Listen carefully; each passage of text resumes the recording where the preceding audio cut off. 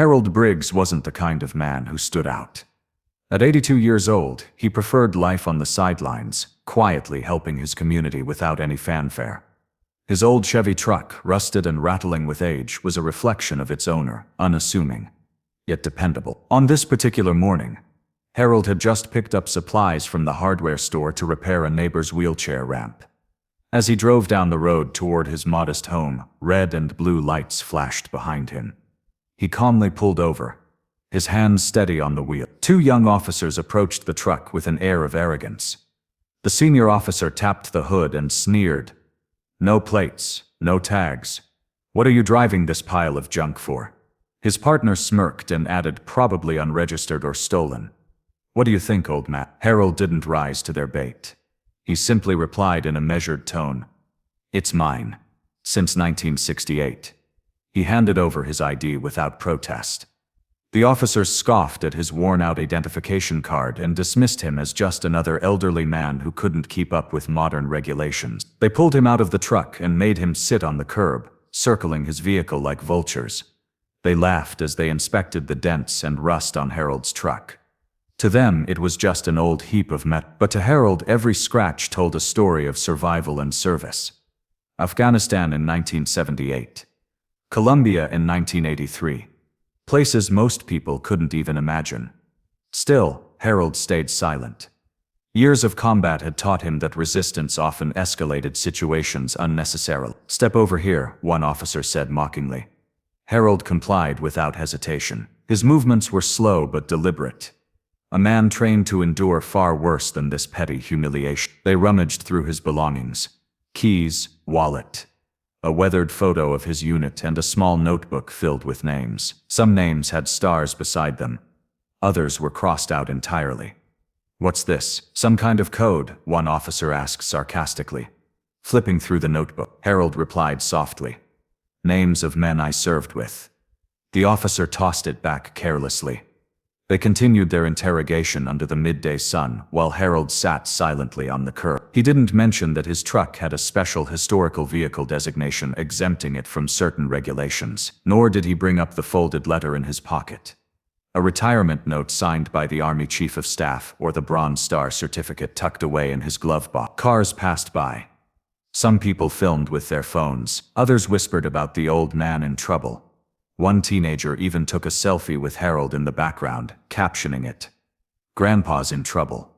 Harold didn't react. He just stared at the horizon with practiced patience, the kind forged through decades of service in places most people couldn't pronounce. But a gas station clerk nearby recognized him immediately. Quietly, the clerk made a phone call that would change everything. "You're not going to believe who they've got sitting on the curb right now." The officers continued inspecting Harold's truck, completely oblivious to the weight of history sitting quietly before them. Harold remained seated on the curb, his posture upright despite the ache in his knee. He didn't flinch when they made him empty his pockets. He didn't react when they made snide comments about the names in his notebook. Every name in that book held a memory. Some joyful, others drenched in loss too deep for words. One officer laughed and kicked a tie. "Bet this guy thinks he's Rambo." Harold said nothing. His silence wasn't confusion, it was control. He had endured interrogations by enemies in foreign jungles, waited days for rescue in hostile territories, and survived missions the world would never know about. Compared to those, this was nothing. Across the street, a small crowd gathered. Some whispered about the old man in trouble. Others recorded with their phones. One teenager snapped another photo and uploaded it. "Grandpa's still not taught." Harold continued to stare ahead, his thoughts far away. Dusty roads in Vietnam, flooded trails in Colombia. Among the crowd was Mike Henderson, the older gas station clerk. He recognized Harold instantly. He'd seen him at VFW meetings, where Harold barely spoke but commanded quiet reverence. Mike didn't hesitate. He made the call. "General Phillips." "Sir, this is Mike from Riverside Gas. They've got Harold Briggs sitting on the curb like a criminal." The officers remained unaware. They began writing citations, expired registration, improper plate. The total fine would be close to $1,000. "Rules are rules," one officer said smugly. But then, the rumble of heavy tires on asphalt broke the tension. A sleek black SUV rolled into view. Government plates, tinted windows. It didn't just arrive, it commanded The officers exchanged worried glances. Federal, one whispered. Maybe FBI. Neither guessed correctly. The back door opened, and out stepped a tall man, sharp, imposing, draped in a full four-star general's uniform. Heat rippled off the pavement. His gaze scanned the scene. "Which of you stopped this man?" the general demanded. The officers froze. General Phillips walked directly to Harold and extended his hand. "Permission to help you up, Sergeant Major." Harold stood on his own, slow but dignified. "Permission grant." The general turned back to the officers and said 6 words that would echo across the town. "You just stopped the man who trained me." The entire street fell into silence. General Phillips addressed the officers firmly. "That man Harold Briggs taught me how to lead. Fort Bragg.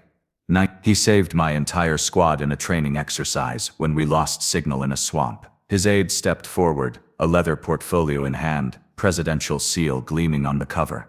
More people gathered, cell phones filmed. A retired mail carrier whispered to his wife, "That's why I always left extra stamps for Mr. Briggs." One officer stammered, "We didn't know, sir." "You didn't ask," the general cut in. He turned back to Harold. "Permission to salute, Sergeant Major." Harold gave a small nod. The general saluted. Harold returned it, crisp and proud. "You just disrespected a man with 3 combat tours and 40 years of service. This truck," he pointed, "it's part of Army history. So is he." The general raised his voice to the crowd. "This is what happens when we stop teaching respect." A young girl tugged her mother's sleeve. "Is he famous?" Her mom smiled. "No, honey, he's more than that. He's real." One officer removed his sunglasses. "Sir, we're sorry."